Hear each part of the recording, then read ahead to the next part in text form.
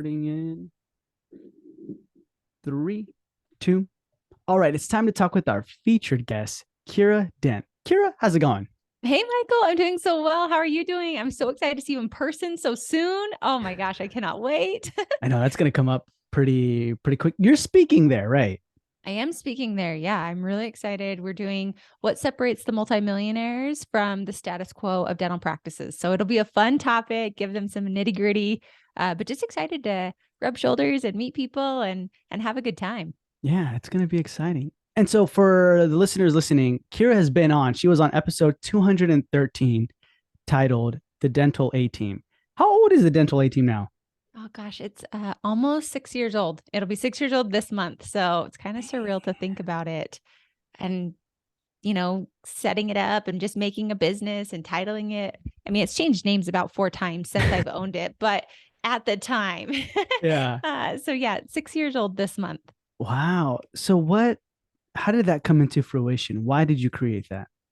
It's actually, I had started a practice and I had helped one of the dental students. I had kind of been every position of the practice. And then she asked me to come out and help her start her practice. So I was a part owner of that. We took it from 500,000 to 2.4 million in 9 months and opened a second location. And then we have now had over 7 locations. And I just realized like I was burnt out. My marriage was in shambles. I was about to get divorced. I was not healthy. I was going back and forth. And so I had to sell my portion of those businesses. And coming home, I felt like I didn't have a purpose. I was like, what am I going to do with myself now? Like I got offered a job to be an office manager, getting paid 150,000, working 2.5 days a week. It was going to be like crossing over and seeing it.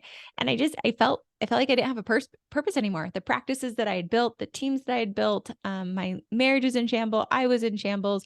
And I feel like oftentimes businesses and things that define us and create us are often made on those hardship times. And so I decided, well, if I could help this one student do it, maybe I can actually help other people. So I said, you know what? I'm going to start a consulting company. I've never been a consultant. I've never worked with a consultant. I don't even know what consultants are supposed to do. Mhm. But I'm going to just go and do what I wish I would have known starting the practices. So I went and helped a friend and said, hey, I'm just going to like test this on you. So I paid my way there. He didn't pay me at all. I was there for 3 days and we were able to add 75,000 to his books in 3 days and just radically improve his practice. And that I realized, okay, we're on to something. Mhm. And it was all done with easy things. It wasn't hard things. It wasn't something crazy, but it was just an outsider coming in to be able to look at this and give ideas that I've known have worked. And so that's how it started. I wanted to help all those dental students I had worked with in Arizona and just be a way to positively impact the world of dentistry and help the best dental offices become even better and help those great dentists really run awesome practices, have awesome teams. So that's kind of where it started, Michael. Man. So you rewind a little bit. You turned to practice from 500,000 a year, right? Mm-hmm. To 4 million, 2.4 2.4 million in a year in 9 months. in 9 months. Break it down to me. How did that, what were the things you did? So this is I feel like so many people want to be that. Like, it's like, oh my gosh, Kiera, like 500,000 to 2.4 million, 9 months, and you bought a second practice. And I'm like, yeah, I did. But did you hear the other side of it? So That's so even true. I though it just was thought about that. great, because Yeah. everybody says that, right? We all want that with success. And I think this is actually a real fun podcast, Michael, to just kind of riff on it of what I was doing, like personally, was I was waking up at 2 a.m. and going to bed at 10 p.m. So that's like one point. The other point I think that we did well, we were in a 5-op practice. So a lot of people think like, oh, they must have had this huge one. And I'm like, no, literally within my first 90 days, we bought a practice. It was a sleeping practice, if you will. So it was an older practice. The doctor was retiring. So we bought that practice. And then I had to like, no joke, our building was going to be torn down and another business, another dental office was going to be built there. So within 90 days, I had to move a 2,500 patient base to another location. That other location I had to build out. So me and the doctor were building it out, meeting with contractors, and all while trying to like not have our hair on fire. And so I feel like a lot of the things we did right, though, and this is a brand new grad straight out of school. I don't know what the heck I'm doing. She doesn't know what she's doing. We literally had a lawsuit come on us. It was crazy town. And so people always want to hear the side of success, but I'm like, oftentimes it also comes with hard times. And I think that that's why I got so excited to consult and to share what I did and what I wish I would have done differently to help other people avoid the pitfalls we had. So some of the things I felt we did really, really well were she invested in me. I was a treatment coordinator. I could sell really, really, really well. I knew the back office and I also could assist. So, and she was a really good dentist. She knew how to do a lot of great dentistry. We hired 2 assistants. And within our first 90 days, like we did a lot. We went to an ortho class. So that way we could have our ortho certification. And we also did an implant course with Maxi Implant. So for 9 months, we were doing that. So we were able to incorporate same day crowns, ortho into our practice, and we were able to do implants. So people always wonder, like, Kiera, how did you do this? You were running it in 5 ops. And literally, I had 2 ops of hygiene that I was running and we kept full. I think we were really smart and we were really blessed. We put our practice right on a busy street corner. We got an incredible piece of real estate. And so we got this huge neon sign. I didn't know how to make signs, I didn't know how to do it, but I think it was being scrappy. So we were getting a ton of new patients from street visibility. We added ortho implants really quickly into the practice, doing PRF. So we added that in. So I would have 2 columns of hygiene. And then I had to schedule my doctor's column of surgeries. So I would try to get between 10 to 20,000 of production just in that one column. And then we were in Colorado. So I had what are called EDAs, so expanded dental assistants who could do fillings and could make temporary crowns on their own. So then I would be scheduling my second and third doctor ops as basically assistant ones. So I literally had like implant, filling, crown, all stacked at 8 o'clock with 2 hygiene patients. So doctor would go numb, numb, numb. Doctor would then go prep on the 2 Mhm. preps. Assistants would take over and we'd go in and get the implant started while other things were being taken place over there for like vitals and consents while we were doing it. So it was crazy town. I felt like we were drinking from a fire hose, but that's literally the secret of what we were doing. But I feel like you can have that much success without that much psychoticness. So that was Yeah. kind of, but again, I didn't know what the heck I was doing. So I felt like I was playing house in a dental office. But those are some of the things that we did really quickly, really well. And then really focus on making a completely unconventional patient experience. And when I say that, I mean like we played Drake at 7 a.m. So it was a very different style. I'm in downtown Denver. My doctor had a mohawk. We had a very, very, very different style, but I think we made it our own experience that patients just loved. Yeah. Man, so that's the I guess the front end of it. When you're talking about going 500 to 2.4 million in 9 months, that's a lot, It right? is. Like it sounds really like, ooh, I'm gonna hire Kira, let's make that happen. But then how many times do people not really realize like, oh man, something's gotta give because you're gonna be Mhm. going, like you said, waking up at 2 a.m. What were you doing at 2 a.m.? Oh, okay. So at 2 a.m., that's when Yeah. I was looking through charts, looking through statements. Because I was meeting with contractors by 5, 6 a.m. So I had to get bills, statements, all of the billing, all of the making sure my charts were prepped and ready to go because I wasn't finishing with patients until usually 6, 7, 8 o'clock at night. And then at that time, I'm pretty much brain dead. So from 8 to 10, I would go grab food, talk to my husband, like I would go shopping if I needed to, or I'd be trying to figure out charts or hiring or placing ads. And then I knew the next best thing was to wake up earlier because I was struggling. I mean, I'm the butcher, the baker, the candlestick maker, like Yeah. there were so many things. So yeah, that was usually my 2 a.m. was chart prepping, making meeting agendas, checking our ads, responding to resumes. I mean, I probably looked like a crazy boss of, hey, 2 a.m. girl over here. Like, do you want an interview today at 7 a.m.? But that was surely what I was doing. When, Kira, did you hit the wall? I hit the wall probably, gosh, it was like 6, 9 months in. I know buying that second practice, I felt like we were on a high. I mean, you think about the timeline. We buy a practice, we are building another practice at the same time. I'm moving a patient base 3 months in. I'm trying to hire team members. I fired my first team member because she wasn't great. And I've told that story a few times. Like, I think I did that so you'd learn what never to do. I wasn't organized at all as an office manager or as a business owner. So like the girl I fired, I had a whole plan in play, and unfortunately her mom passed away. Her mom had been sick and she passed away literally the weekend before I'm about to fire her.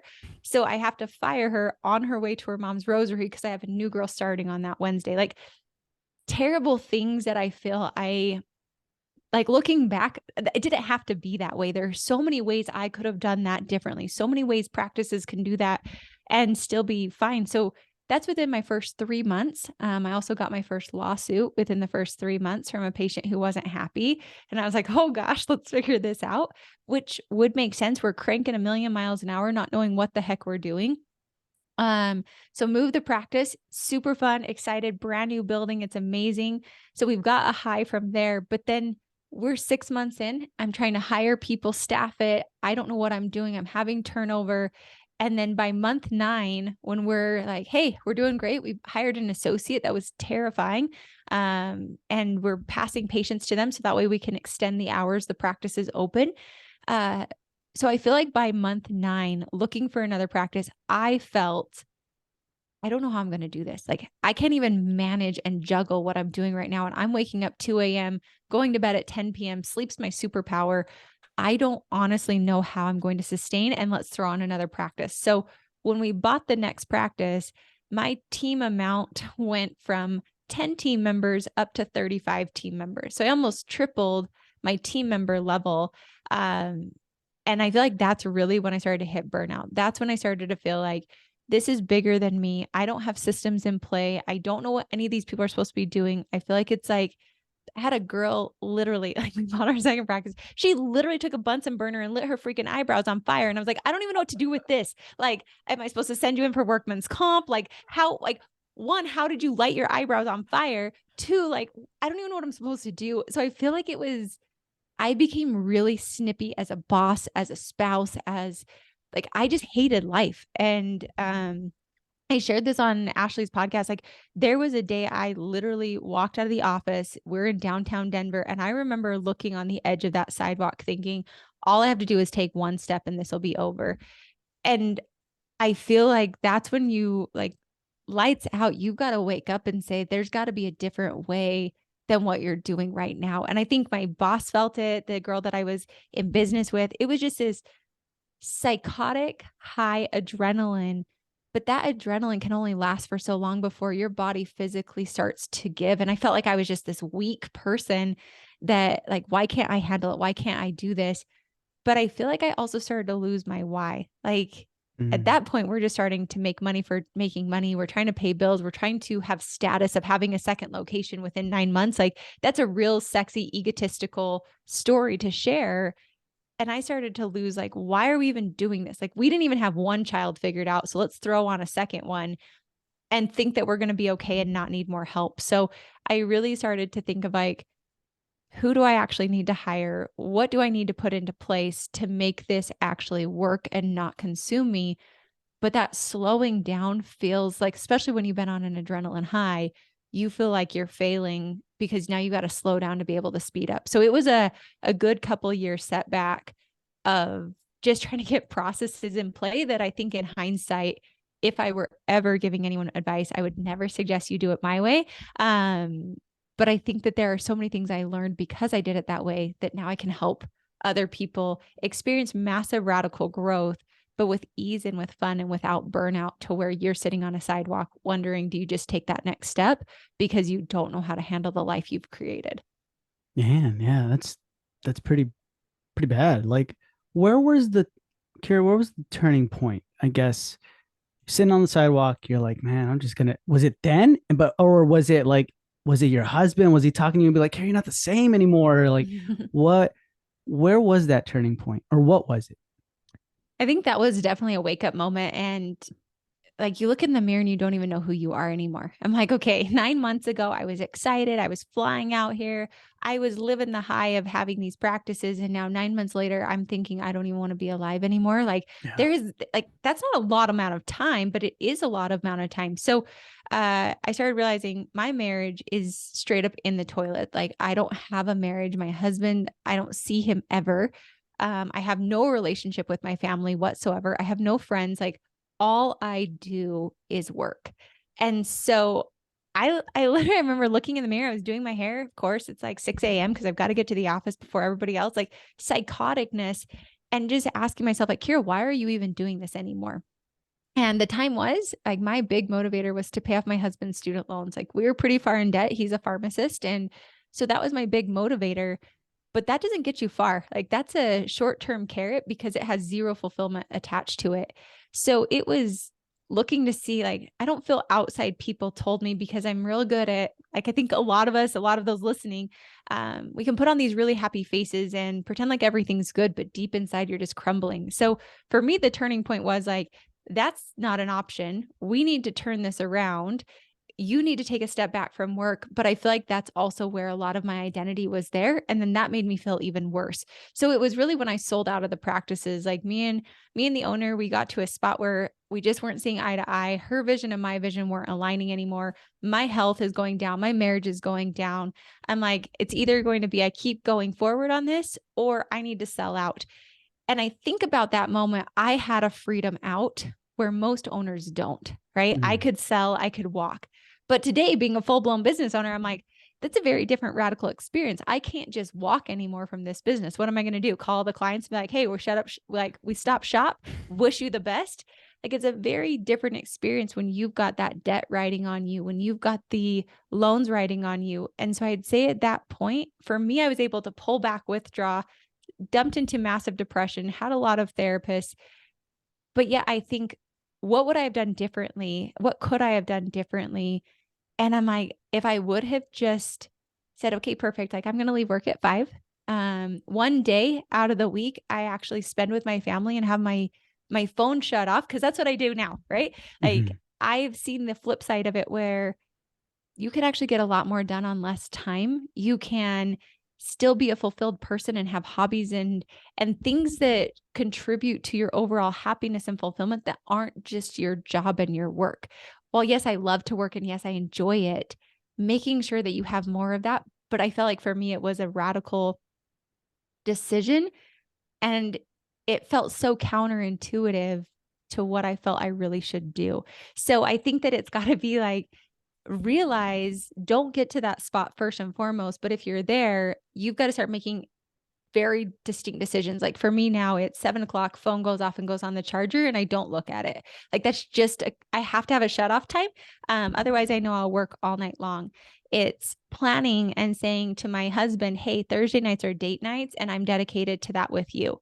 It's Sundays are complete 100% no work days. And that is my day to rest, to do whatever the heck I want to do. It's not shopping. It's literally just sitting at home, being with family, and having R&R time. It's realizing I need to work out. And so 3 days a week, that's my workout time in the morning, and prioritizing myself so that bucket can get filled rather than feeling like I'm just constantly dumping, because I was giving all of myself with no time to refill. And it was actually taking me a lot longer to do simple tasks that should have been a lot less time. I just was so burnt out. They were taking like double, triple, quadruple the amount of time because I wasn't prioritizing anything else other than work. Hmm. I was gonna ask you that. Like, did you talk to anyone? But like, why why did you put that much pressure on you? It's a really good question. Um, I felt so I took the job to one, I wanted to be a business owner. I wanted to own a practice. So I thought it'd be fun. But I also told my husband I was going out there so that way I could find a way to pay off our loans quickly. Um, and so I felt like admitting to anybody that this is harder than I thought it was, I felt like I would be a failure. And that was my own internal story that wasn't a fact, that was literally driving me to my death. Like it was Mhm, this mhm. this crazy thing. And I feel like we often get stuck in these stories that aren't real. I didn't want to admit to my mom that, hey, that time I decided to go out here and now it's like really, really hard. And I feel like I'm on burnout. I felt I had to be perfect. And that was my own standard. It wasn't anyone else. And I realized it was such a freaking lie that was serving nobody and it was just destroying. And so that was the pressure and where it was coming from. I didn't want to admit to anyone I was failing. That was my greatest fear, was to fail. And so it was, and looking back, I'm like, gosh, if I could just see Kiera on that moment and say, like, gosh, this is what I would tell you, it would be like, oh, honey, this is a marathon. It's not a sprint. Like it's to enjoy life. It's to find fulfillment. And at the end of the day, what are you doing all this for? If you're not here, what does it matter? Like money is only as good as the happiness it can bring us. And so am I serving my patients? Am I serving myself? Am I serving my team? Am I happy? Like, do I wake up excited to go to work? And not that every day's there, but like that's the true definition of success. I feel like success without fulfillment is truly the greatest failure. But I was only searching for success and for that dollar amount and for that status story, not realizing that at the end of that status story was just heartache because I had nothing else. My entire life, everything that truly mattered to me was gone. And I didn't realize how sad that would be until I got there. And I feel like that's a story so many people share. For me, I just felt like I had to keep going. And I was like, but I can't, and I don't want to. But I wasn't willing to have that grace and that space for myself that I know if I would have, it would have looked differently. I'm thankful for it because I feel like that's what makes me a really freaking great coach, because I'm like, I get it. I know your world. I've been in that world. I see it. And let me help you not have to go as far as I went. And hopefully just one person, if one person I can help not get there, I think it's well worth it. Yeah. It's crazy how you think about it back then, how hard you were on yourself and how much pressure you put on yourself. And then now when you speak to yourself back then, you even say, "Oh, honey," like you're Mm-hmm. so soft on that person because you're like, why? Why would you put all that pressure on yourself to take on, be like, oh, it's all on me, right? Where does that stem from, Kiera? Did you feel like growing up you were like there was a lot of that pressure on you, or Yeah, for sure. But I think also most people in dentistry are high achievers. You don't get to owning a practice or being a dentist or being a team member without some type of level of achievement. I mean, some I'm sure got the lottery and that's what your parents did, or someone at the college, but for most people it's through that hard work. But for me especially, I am the second of 7 kids.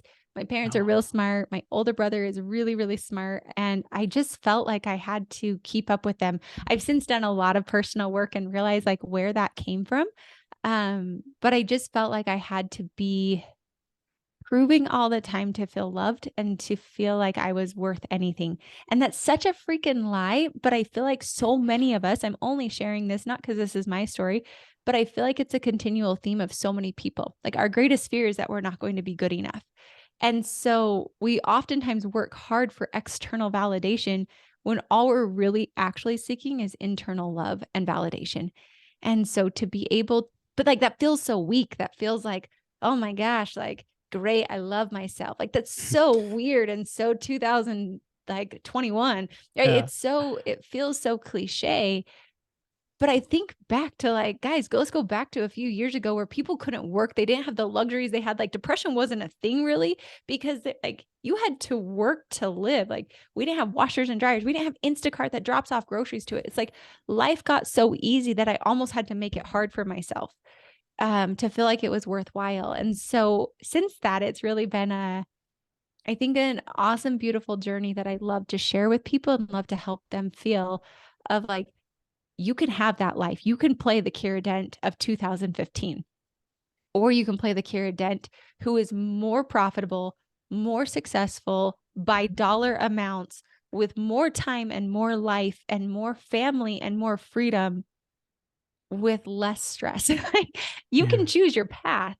Um, and both are a reality. It just depends on, I personally think, who you ultimately want to be and what standards you put in for yourself. For me, it was the definition I had of success was work hard, be like up all night, wake up early. And that's what I told myself I had to do to be quote unquote successful. That was Kiera's definition of success. And I made it so hard for myself to win and to feel successful that I was just constantly working to feel that. But that was Kiera's internal rules. It was no one else. And what's cool is you can change those. So for now, it's like, how do I feel success? Success is, guys, if I freaking open my eyes and I can see, like that is success. Because at the end of the day, if I didn't have eyes and I couldn't see, I mean, I'd probably find a way to still find success and happiness. But as of today, it's like, if I'm breathing, that's success. If I can be with friends and people that I love, that's success. And that was hard. Like, but that was me literally realizing and writing down on paper, not just in my head, like, what are my rules for success? And do I want to keep doing that? Or would I like to change it? Just like, what are my rules around being happy? Oh, I have to weigh a certain amount or look a certain way or have so much in my bank account to be happy. That's all junk. That's not going to actually make you happy. You think it will. But if you can change it and make it easier for you to feel happiness, easier for you to feel success, you're not going to freaking fail. And that was my biggest fear. If I give myself any space and I'm not working so hard, I will fail. And that's a downright lie. I have seen more people, more dentists, like my favorite office. They work 4 days a week. They're off work every day at 3 o'clock, like literally 3 o'clock. They produce over 3 million in a 6-op practice, and their overhead is 35%. And that is not an exaggeration. These people live the freaking dream of a life. They take 2 to 4 weeks off every single quarter, and that's their life. And so I'm like, there are two sides to every coin. There are two sides to every equation. Which side do you want to be on? What side do you want to become? And then change those rules for success for yourself. Change the rules for you to be happy and to win. So that way you can do it more often, because that motivation and momentum will propel you far greater than beating yourself up every single day, feeling like you're not doing enough. I had a therapist give me one of my favorite quotes, and it's, goals are stars to guide by, not sticks to beat ourselves with. And I just feel like, have that gentleness, have that kindness. Like, think about it. You're not going to ever win if you're beating yourself up all day long. Like, no child would ever be that way. No employee would ever be that way. And I thought about that. Like, if I was working for someone else, as like today I work for myself, if some boss treated me this way, would I keep working there? And if you can't say yes, you're doing it wrong and you're making it harder than it needs to be. You get to decide, but realize you're the one making the rules. You're the ones making the stakes, and you can change it at any time and have more love, more compassion, more freedom, more success, more profit, more revenue if you want to. You just have to decide that that's what you want. Yeah. Do you ever feel like at any point when you were going through this, it was hard to change it? Because it's kind of hard. I feel like, especially you go into practice, you're doing all this, and to just like one day wake up and be like, hey, you know what? I don't have to be this hard on myself. I'm gonna drop it. But oh snap, I'm dropping like like you said, like your identity, everything, right? Like I'm changing it. Can't do that. That's not an option. Forget it. I'm gonna run through this now. How hard is that? I think that that's real. Like, that's real life. I mean, we're sitting here talking about, I was on one side and here I am, but we don't talk about the chasm and how you cross it. Like, you don't just wake up one day and say, like, today, Michael, I'm going to just be happy and not hard on myself. Like, oftentimes it takes something radical for us to shift. But I don't think, I mean, if I go back in time, we're talking, that was 2016. Here we are 6 years later. That's not been overnight transformation. I feel like it starts with little things. So it's like, it was literally writing down my rules for success was one of the greatest gifts that I ever gave myself, of realizing these are junk, literally ripping them up, throwing them away, and having new ones that I have on my wall that I look at every morning of how, like, what are my rules for success? Because I had to retrain my brain. It wasn't like, today's the day, Michael, I decided I'm going to have easier success and easier happiness. Yeah, right, guys. I've got 35 years on me telling me that this is how I've got to be successful. And one podcast isn't going to change your life. But having that paper up in front of me, showing me, like, this is how I feel success, this is who I'm becoming, helps you not lose your identity, lose your anchors, but starts to shift the way you're thinking. It starts to shift the way you're acting. And then I think it's really being intentional, really being disciplined. I started with simple things such as, at dinner, I'm not going to be on my phone and I'm going to be present.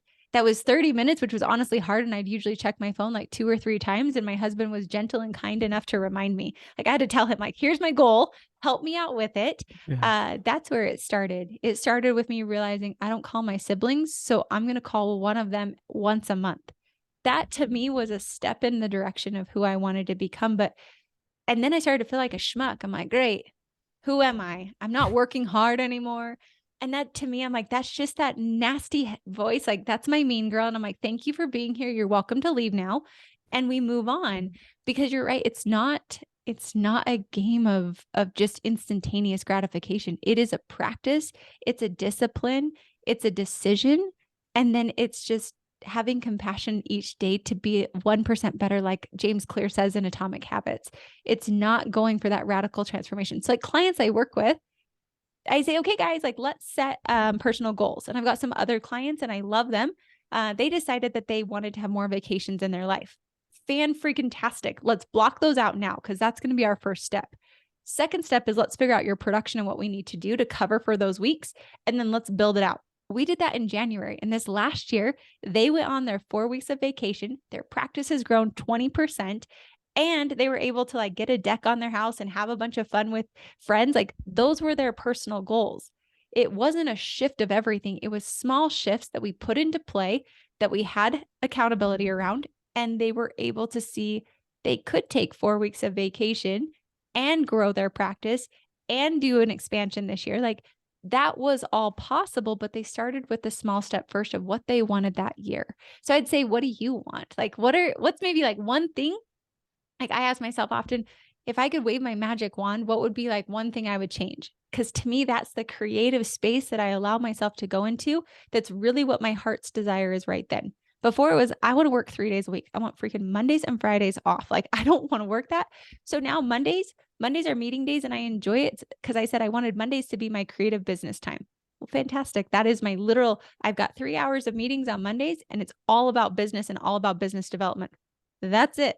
That's my Monday now. Tuesdays, Wednesdays, Thursdays, I work, I have clients, I've got podcasts. That's when I do my things. And then Friday is my CEO charging time.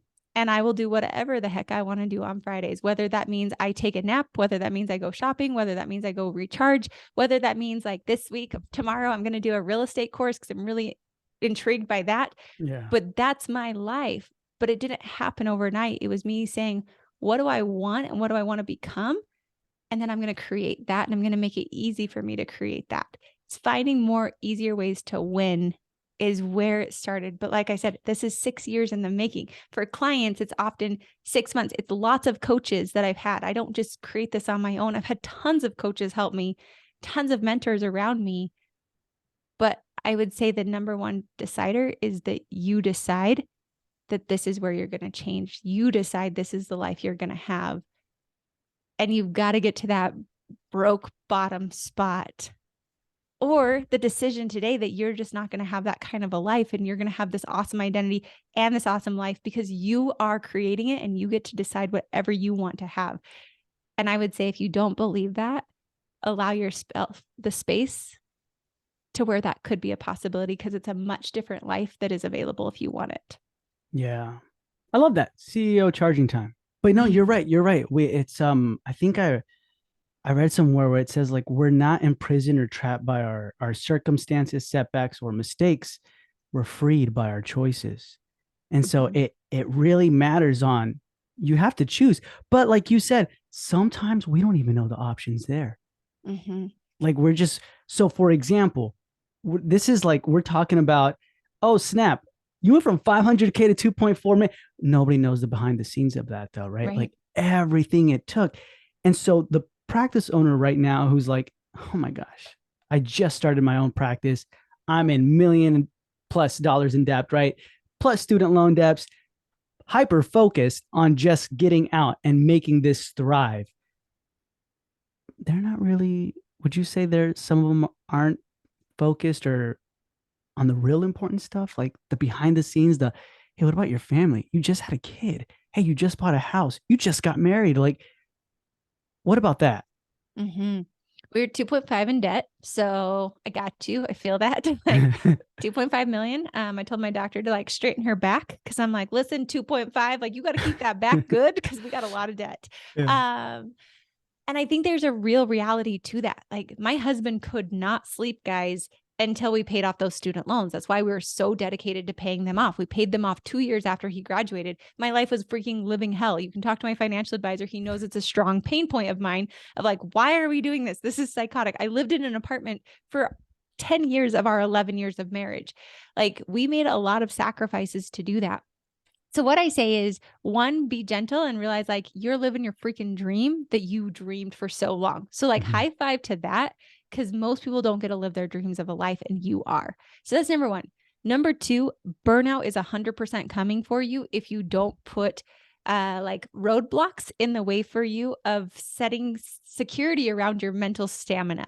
So if you really do want to pay all that debt off, you're going to do it. I promise you, you will. Um, but make sure you set up parameters. Like it's almost like in dental school, I watched the women in school who actually had babies were hyper productive and usually better students than those who had all the time in the world. And I was like, what is it? Like I watch them. Usually it's third year. You dental Yeah. students know third year's coast year. You all know what I'm talking about. But they would literally like they would have a kid. They would be out of clinic by 3 or 4 o'clock. They would have amazing grades. They would do really well, but it was because they had finite time that they had to maximize during that time so they could go pick up their kids from daycare. Like there was no other option. It's Mhm. like they burned the freaking boats and they had to figure it out. So I'd say for those new owners, fantastic. Let's set up that you're always going to have a date night once a week because that emotional ROI is great for you, great for your spouse, great for your marriage. And the worst thing that can happen to a practice is a divorce. Like bottom line, that is what destroys more practices than anything else Mhm. is a divorce. So let's like put some emotional like money into that like let's put some deposits in there. With your kids, same thing. So yes, you can work all night, but I would say if I was you, let's put into play one, emotional deposits for our spouse, for our kids, and for ourselves. We've got all of them. And it's kind of like quads, right? We've got our work bucket, we've got our personal bucket, we've got our spouse and family bucket. And then we have like our CEO or whatever you choose to have. For me, it's a money bucket. So I've got my work, my money, me, and my family. Those are my buckets. And making sure every single week, and I literally use different color pens and put it in my schedule where I make sure I'm putting time for Kiera. So that's my workout time, that's my journal time, that's my CEO time. I put time in for work. I've got my hours for my work. I've got time for my husband. I don't have kids. So that's a zone that I don't have right now. And then I have time for where on Fridays, that's when I work on the business and do good business development time. So making sure you just build that structure and it kind of squishes your time together. So you're really intentional in the time you have. Talk to your spouse. Maybe it's like my husband. If I've got 1 hour date night, Thursday nights are date night. And tonight I've planned it. And we know every Thursday night is date night. That is an emotional deposit that I just had to build into structure. I do not work late on Thursdays ever. That's just not something I allow to have happen. So, yes, you can be in debt.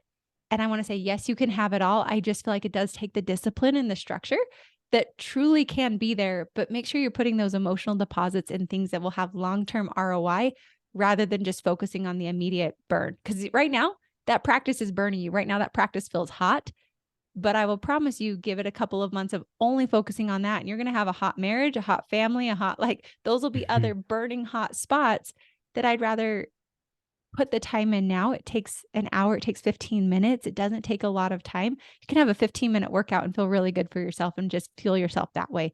It does not take hours of time, but if you're disciplined and dedicated to it, you'll have the bandwidth to do it and to do it with ease. Nice. So kind of like block out the more important things first, right? Kind of thing, and then hierarchy or like you know what I mean, like um lower the tier and things like that on the Mm-hmm. importance. Interesting.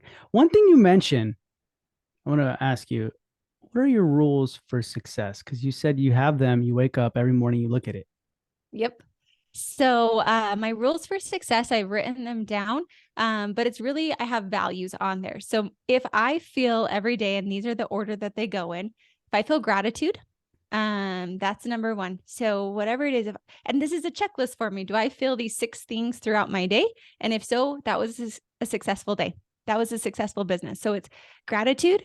Then it's queen strength, like me being really empowered to make decisions like a queen would. So you guys can giggle at me, but for me, it's like I needed to trust my inner instincts and know that the life I'm living is the one that's pure intention. So it's gratitude, queen strength, health and vitality, love, playfulness, and then service. So if I can do those 6 things in a day, and they're very simple: gratitude, I can be thankful that I'm alive. Queen strength is I trust my intuition and I don't beat myself up for it. I know I made the best decision I could in the time and I move on. Health and vitality, am I drinking water? Am I eating healthy? Am I working out? Doesn't have to be all 3 of those things. It can literally be one. If I pick up a bag of celery sticks, guys, check that box. I freaking loved my body and gave myself that rather than eating the Reese's. And if I eat the Reese's, high five, let's drink some water. Okay. So it's health and vitality. Love. Did I show forth love to myself, to other people? Was I playful? Did I laugh? Did I have fun? Because guys, I was starting to get real stick in the mud and not being playful anymore. Like jump in the freaking swimming pool, go say yes, go like dance in the snow, go giggle, make a stupid freaking reel because you hate being on TikTok, but like jump on a couch like I did yesterday. Have something where you're playful and fun. And then do something where you serve, whether that's you're serving your spouse. For me, it was serving my family, making sure I love looking for opportunities to serve people. It could be helping someone hold the door open when you walk into a restaurant, little things. And if I have those 6 things in my day, it's a successful day. I like that. I want to ask you, because I kind of thought about that. When you started calling your siblings once a month, from not calling them at all to now, were they like, is everything okay? Or like, what do you want? Or how did that go? Well, I think that that's the hard thing of like when we do the right thing, you often aren't rewarded immediately. Whereas if you do the wrong thing, Mm. you are. And so we often don't give ourselves that space because it's like, guess what? If I call my siblings after not talking to them for 2 years, I might not be met with immediate love, but I want to be because I freaking called you after all this time. So you should be happy. Yeah. Um, so realizing that it's not always that instantaneous gratification, and I need to fill those love buckets that I've left depleted for a long time. So it was weird. It still is sometimes weird. I'm closer with some siblings and not as close with others. But for me, I have 6 siblings. Like there's a lot of us. They're my best friends. And I thought, I want to invest in these relationships, whether they do or don't. And I need to realize that I haven't been there for a long time and giving that space and grace, but continually trying and communicating with them on their level. For some, it's texting them. For some, it's calling them. For some, it's just touch and base when I do see them. Luckily, I live on the path between my parents and my siblings. So oftentimes I just see them as they come on through. If they go see my parents, I always make an effort to go down and see them and spend time with them. But those were just little intentional things. And you're right. It was super weird. They didn't know what the heck was going on. I didn't know what was going on. I didn't know what to talk to them about. I realized like, I honestly don't even know their lives. So that was a good place. I'm like, hey, just tell me how you've been. Like, what's new in your life? But then not expecting it to be an immediate change and being grateful for what it was, but realizing I was taking steps towards the life I wanted rather than continuing the path that I didn't want. Gotcha. Okay. That's good. Good advice for me. Like I was just wondering, myself, like, how do you just because then they're gonna reply back like, good. What's wrong? And I'm like, I just want to say hi, but never mind. Nothing, man. Nothing's wrong, kind of thing. But I think you can own it too, though, Michael. You can say, like, hey, I've realized I haven't been around and I'm real sorry about that. And I want to change that. I understand, like, if that's not conducive with you, but I just want to own the fact that I know I haven't been here. I know I haven't chatted with you in a long time and I want to change that and just know how you are and know that I genuinely love you and care about you. That honestly will go so far rather than just pretending like everything's fine. Like, yeah. hey, I'm back. I did have to own that as well with some of my siblings, especially that I knew I had maybe burned more bridges with than I had wished for sure. Yeah. I feel like, Kira, that takes a lot more mental strength than being like, I'm gonna add $50,000 more to this. You know what I mean? Because that Yeah. becomes systemized, right? But when you're doing that, owning it emotionally, mentally, getting in that state, it's so easy to talk yourself out of these things. You know what I mean? It's so easy to be like, So, nah. but the thing is, like, okay, I'm a driven business owner. I like to see ROI for my time. realize that if you invest in those emotional, mental pieces, you actually become a better boss, you become a better dentist, you become a better owner, you become a better leader. And so that sounds like disgusting to say this like on a podcast in front of the whole world. But the reality is, guys, like that was actually one of my motivators. Yes, I wanted that life, but I selfishly also thought like this is probably going to make me a better person too. And you guys can judge me. We all have internal and external motivators, but you're right. Like 50,000 was a lot easier for me. So I had to trick myself into saying like, Kiera, this is probably going to make you a more well-rounded person. I didn't realize how much better of a boss, how much more empathetic, how much greater of a listener I would become just by doing these things personally for myself as well. So I will tell you the ROI for your business is actually there by doing these items if you're the person who needs to be tricked around it as well for you. Yeah. Okay, that's good. That's good. And I know you speak with a lot of practices, just a ton. When you're going through your, like, I guess, comprehensive consultation process and things like that, do you ever come across practices where you're like, man, this ain't for you? Like, this is, I know you just got into $2.5 million in debt, but is there a way you can like get a refund, or what do you think? The answer is yes. I see some people that's just not their life passion. And what's really, really cool about dentistry is there is always a way out. Like you can sell that practice tomorrow. There are buyers, there are new grads coming out of school, there are DSOs right now that want to swoop you up. And so I'd say like at least give it a try. Find a mentor, have it. But like if you don't love business, if you don't have a business intrigue where you're interested in running a business and having it profitable and managing team members, like if that doesn't even inspire you, don't become a business owner because that's part of it. Like that is the success tax you've got to pay. And so if that doesn't inspire you and if you dread going to work every day, write down what you absolutely hate and see, could you hire somebody to do that for you? Because most of the time it's Mm. management. So you might just be dreading it because you don't have a good office manager. That's 50 to 75,000 for most office managers. That could radically change your life and it's not that big of an expense. So kind of looking to see what's causing that hate of doing it. And Mhm. then seeing, could I hire that out to somebody else? And then if you realize like you just hate running a business, you don't like the stress of it. Like my husband would never be a business owner. He does not like the stress of having to figure it out. I freaking love the puzzle. It's fun for me. It's fun to grow. It's fun to give. Like I feel like it's my creative playground. So for him, hard pass, no, like genuinely, he would hate running a business. Even if he had a manager, he would hate it. And so for him, I'd be like, all right, let's figure out an exit plan for you and see if that makes you happier. But I'd say at least give it a year because your first 6 months of business ownership are rough. And I call it a 6 month shakeout. After that, you've met all your patients, you've got it, things are moving, your processes are in play. It becomes a lot easier. So at least give it a year. And if after that it's not great, then I'd say let's possibly consider an exit plan. Hire an associate, guys. You don't have to keep being the dentist. You could hire an associate, make profit off the business, and not have to do a dang thing. So there's a lot of options you can do, which I think is beautiful about dentistry. Yeah.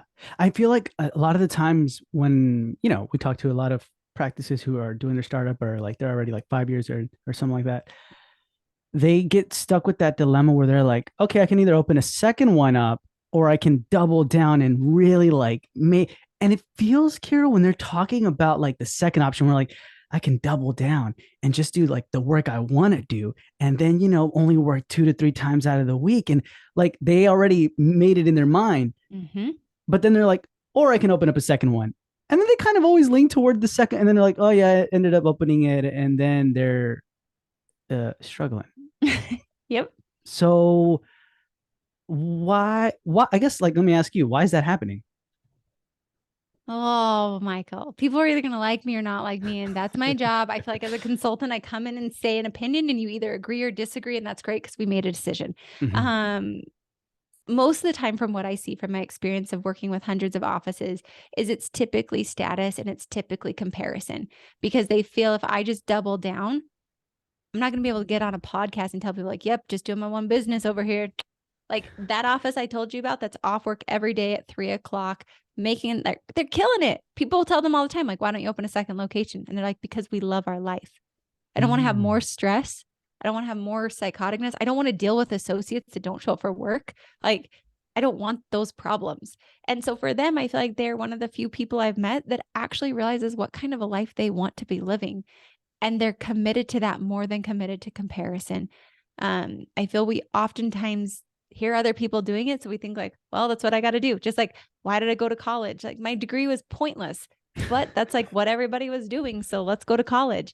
And I Yeah. feel oftentimes that's the way it is in dentistry of, well, I've got to open a second practice. So figure out why you're doing it. If it's to ultimately sell to a DSO and have a group practice, rock on. If it's because you want to serve your community more and have more opportunities to help people, do that. But if it's because you feel like that's the next step, I might say, like, what do you really want in life? Do you want more time? Do you want more money? Because oftentimes opening a second practice means you actually make less money and you have more stress. Mhm. So make sure you really weigh it out and find out, why are you doing this, and question and challenge yourself on what the why is. But that's what I typically see is it's comparison. It's that they don't know what it is. My practice is doing great, so obviously I should open a second one. And on those, I say, just have some compassion and say, why do you really want to do this? And make sure it's what you really want to do. I've often thought like, I'm going to grow to 29 million. What the heck? Do I really want that many team members? Like, is that really what I want to do? Why do I want to do that? Because that was a goal someone made up for me a few years ago. Like, really challenge and question your why behind it. Because if you are solid on that why, you will have the fuel and motivation to keep going rather than just doing it because you think you should. Yeah. You'll burn yourself out. Yeah, you're right. One thing I wanted to ask you that you mentioned before is you mentioned that your owner or the owner and you at the time didn't see eye to eye. Mm-hmm. And that's what kind of like made was that one of the main reasons why you left, or was it more like you're like, man, like we were a team. Like what Mm-hmm. is happening? Like now that money's involved, like you're turning on me. Like what happened? Yeah. So, what I tell everyone is I am beyond thankful for that practice and for that owner, because I feel like I got a great education in partnerships and in business ownership and a million other things that I could never have gotten anywhere else. And what I will say is have great contracts with partners from the beginning. We were young, we didn't know what we were doing. We were really good friends, but what she thought and what I thought were becoming two very different things. What we were defining as profit were two different things. And I'm freaking burning out over here, and not knowing what the rules of the game were. And so it started to become hard for me to know what I was working towards. And so I'm burnt out. My marriage is in shambles. I am anorexic. I'm 98 pounds, 5'6" or 5'8". Like, I am being killed off as a human being over here by my own choices. It wasn't her fault. And I wish I would have just had better contracts, and because it would have cleared up all the expectations. So that's what I tell a lot of people of, like, most of the time we have frustration and arguments because expectations aren't clear and they're not being met. So have those candid conversations. Like, I think about myself today, I don't think I would have been in that same situation because I would have been able to communicate and clear up that confusion with her for sure. Hmm. It may have still been the same outcome, but I think we both would have left a lot happier than not. Yeah. So it's kind of like yeah, and with contracts comes a lot of like expectations and control, because when we're stressed out, we start to lose our feelings of control, right? And Mm-hmm. so then it's kind of like, well, what did you do that for? And then I guess, things happen. Yeah. Interesting, Kara. Man, so this is basically the story behind getting from 500K to 2.4 million in 9 months, but it took it took a lot out of you, Kara. Mm-hmm. Yeah. So I mean, a lot of lessons learned, but how do you feel now? Michael, I feel like I am one of the luckiest people on earth. I feel so blessed, and I didn't always feel this way. It truly changed perspective when I heard a quote from Tony Robbins where he said, "Life is happening for you and not to you." And that perspective shift was the change for me, because I realized all of this is for me. It's not because of anything I've done wrong. And so I feel, because of that, I feel like I'm a really good consultant. I feel like our team's a really great team for our offices. I have so much more empathy because of what I've gone through. And I feel like I literally get to live my dream of a life. I feel like I'm not always happy. I feel like I have days where I don't want to keep doing this, but I feel like overall 80-90% of my days, I feel like I'm living my dream of a life that I can't believe is real. And I'm so lucky and so blessed to have it. And so that's how I feel. I feel like I can look back and say, oh my gosh, that was so terrible. But I'm like, shoot, that was all for me to make me the best version of me. And so that's how I feel.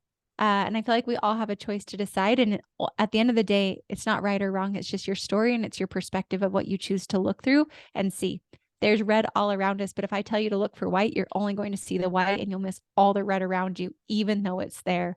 And so for me, I choose to see the beauty because it's there. And that's what I'd like to focus on and just be grateful. Like, because of those experiences, I can now get on here and share what to do, what not to do. I can help you with your practice and literally give you the shortcut to success to where you can have the great life. You can have the family. You can have whatever beauty you want. We can build it. We can craft it. I've done it hundreds of times successfully. So I know no matter what yours is, we can do it as well. That to me is pure luxury. Like, that is amazing. So I feel beyond grateful and thankful that that's the life I get to live and get to share with other people and meet people like yourself because of 500,000 to 2.4 million. I would not be here without that experience, and I wouldn't change my life for anything. Yeah. Wonderful, Kiera. Thank you so much for being with us. It's been a pleasure. But before we say goodbye, can you tell our listeners where they can find you? Absolutely, Michael. Thank you. I hope it was helpful. I hope if there's anything I can do to support people, whether it's in-person coaching, whether it's virtual, whether it's a friend, you can always find us on our podcast, the Dental Aid Team podcast. You can also email me hello@thedentalaidteam.com. I would be more than happy to help you, help your practice. And I was always scared to reach out for help. And guess what? It's not help. You are, in my opinion, taking the shortcut from someone who's been there and done that successfully, and will share every single ounce of it with you. I like that. I like that a lot. Awesome. So, guys, that's all going to be in the show notes below. So, reach out to Kiera. And Kiera, thank you so much for being with us. It was a pleasure, and we'll hear from you soon. Thank you.